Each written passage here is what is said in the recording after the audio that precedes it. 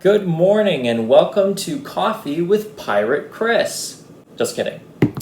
But when I was a kid, I used to wear an eye patch for 4 hours a day with my glasses on to train my weaker eye to grow in strength.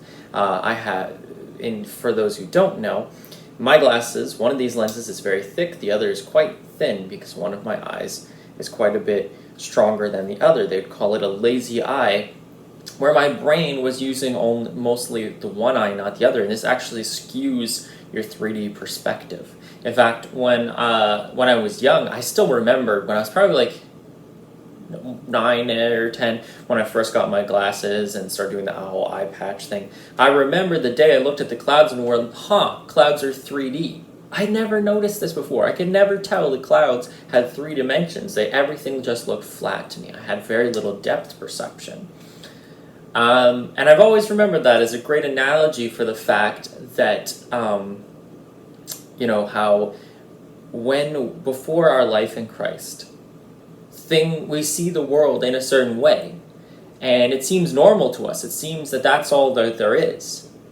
But then, when we have our life in Christ, we see this whole new dimension to everything, and life and the world just seems totally different to us. That's not even what I was going to talk about today. That's a bonus for you. There you go. You're welcome. What I was going to talk to you about today, though, was that wearing an eye patch was a very visible identifier that made me seem different. And so consequently, I'd always make sure I did my 4 hours of eye patch wearing that the eye doctor had recommended at home. I didn't want other people to see me like this because they'd think I might look weird or something like that, right? They might make fun of me or something like that. But the funny thing is that in life, there are certain things like this that maybe make us look different, that we shy away from letting other people see. And then there's other times that the hurts and pains in our life give us almost like a victim status, right? And sometimes we use that to our advantage. We use that to gain sympathy and acceptance. Maybe we've been hurt before, and so we don't feel accepted, and so we because of our hurts, we started to identify so strongly with our hurts that we create those things into idols.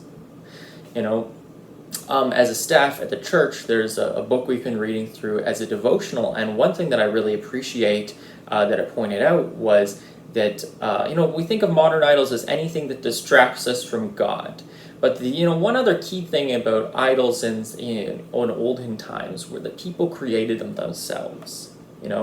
It's that distraction that we created on our own, and sometimes we create these identities for ourselves out of our hurts, and we don't want to let them go because we feel like it makes us accepted. In my own life, I've had that too, where there's been hurts and things that have happened in my life, and I've identified so strongly with those as pivotal moments in my life, and they were pivotal. But the reason they were pivotal and changing was not because of the hurt, it's because of what God did through the hurt and where God led me through the hurt. And he is often reminding me that my story is not the story of the hurt, but the story of the freedom and success in the Spirit that he has given me through it all. And that is where my identity should lie, in Christ, in what Christ has done for me, not in what others have done to me, or not to what I have done to myself, or not to how I feel about those hurts, holding on to that bitterness like an old friend, but instead holding on to Jesus and everything that he has done for me, so that I don't have to hang on to an identity of something that was a hurt, but instead an identity of the healing. God did a major healing on my eyes. My eyes are not perfect, and I'm still praying for them to get better and better, and doing the things that I need to do to help them get better. But the fact I can see in 3 dimensions now, when I was a kid and I had almost zero depth perception, is nothing short of a miracle as far as I'm concerned. And that's the identity that I have. The identity of the healing, not the identity of the hurt. God bless.